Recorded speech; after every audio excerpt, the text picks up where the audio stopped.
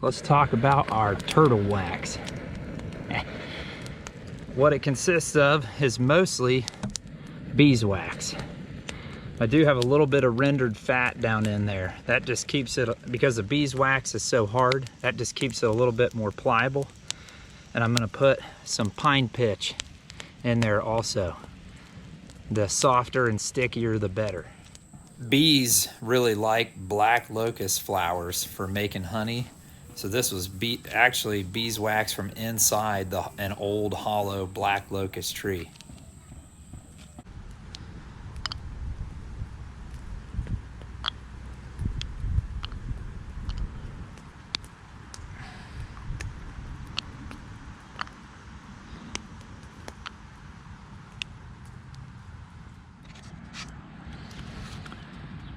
And some soft pine pitch. Don't need a ton.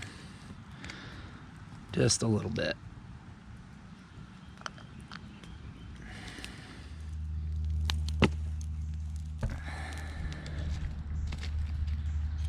Okay, I've got the coals banked up under this stone.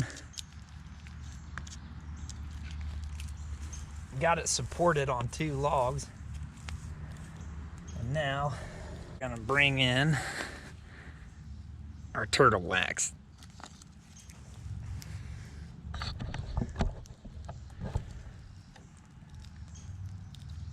Just indirect heat from the fire. We're gonna wait till that beeswax melts down and everything kind of melds together.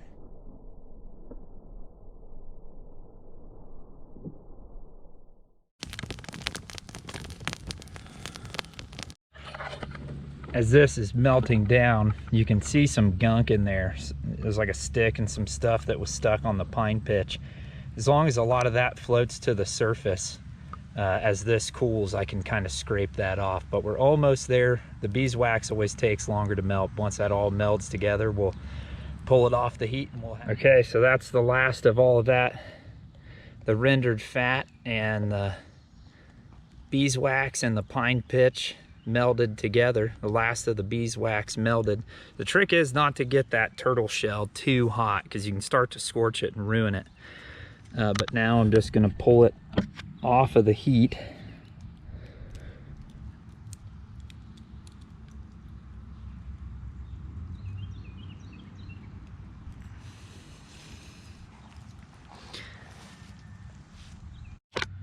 This mixture, when it's hot like this, not searing hot, but warm to where everything is liquefied, you can apply that over your bow or your arrows while it's, warm up your bow and apply it as a finish. You can also put it on moccasins or leather for a waterproofing agent. We're going to use it for a bowstring wax today.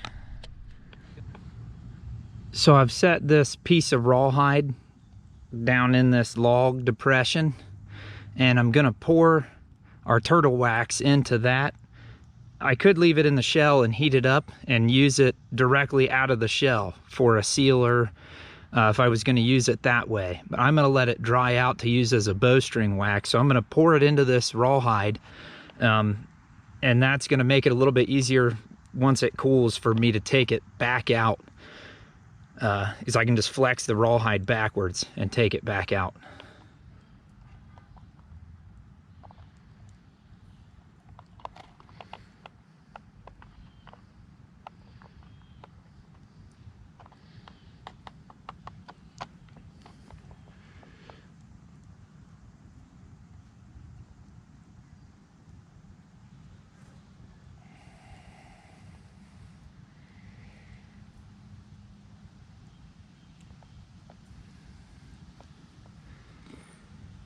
That's all that junk that's left from the pine pitch. There it is after it's cooled most of the way. And then just fold the rawhide back. Well, it's still a little damp, but you can see how it's just kind of a soft wax.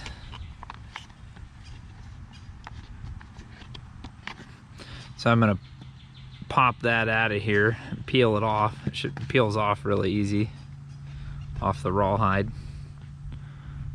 and roll it into a ball.